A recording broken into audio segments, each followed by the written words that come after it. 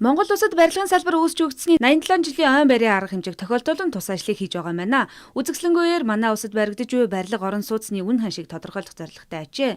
Түүнчлэн Монгол Улсын засгийн газар 2013 оны 6 дугаар сараас 8% хүүтэй орон сууцны ипотекийн зээлийн ажлыг эхлүүлж гэр бүл айл өрхөд орон сууцтай болсон. Гэвч орон сууцны үн ханшийн асуудал иргэдийн худалдаа авах чадамжтай харьцуулахад өртөг өндөртэй байдаг юм а. Үнийг тогтвортой хэмд ойлгох нь чухлаа. Мөн тус гадраас энэ ажлыг зохион байгуулж байгаа гэсэн юм а.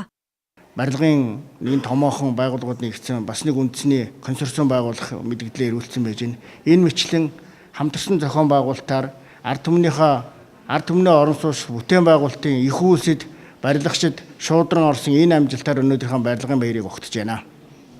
Улаанбаатар хотод баригдаж буй ашиглалтанд орсон шинэ орон сууцнуудыг дэлгэрэнгүй танилцуулга болоод гэр хорооллын дахин төлөвлөлтийн төсөл хөтөлбөрийн тухай болон барилгын материал дэвшилтэн технологийн талаарх цогцсон мэдээллийг авах боломжтой юм байна. Манай улсад 1 м квадрат байрыг 960 мянган төгрөгийн үнэтэйгээр худалдаанд гарах боломжтой байтал өнөөдрийн байдлаар 1 сая 800 мянган төгрөг дундаж ханшуулсан нийтлэг жишг тогтсон. Иргэн бүр орон сууцтай болох боломжтой гэж төрөөс зарлан тунхаглаж байгаа ч хүн бүхэнд байранд амьдрах боломж үнэхээр байгаа гэжөө.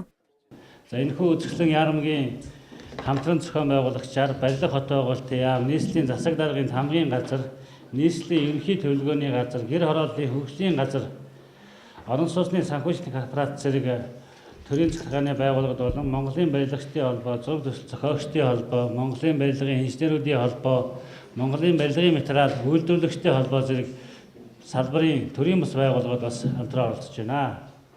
2008-аас 2010 оны барилгын салбарын хямралын үеэр орон сууцны үн бага зэрэг буурсан боловч 2010 оны дундаас эхлээд эргээд аажмаар өсч эхэлсэн. Өмнөх жилүүдэд харьцуулахад 2012 оны 4-р улирлаас орон сууцны үн дээд зэгтээ хүрээд байсан юм а.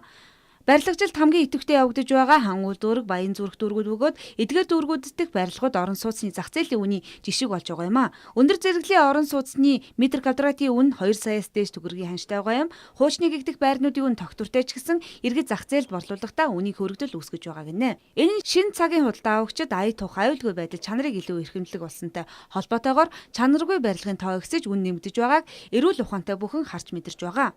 Барилгын салбарын үнийн тогтвортой байдал, бодит үнэлгээ, чанар, аюулгүй орчин зэргийг иргэн бүр хүсдэг. Үн дагаа чанар гэж ярьдаг хэдий ч чанартай холбоотой үнийн хөргөдлийг иргэдийн халаасыг тогших нь бас л тавгүй.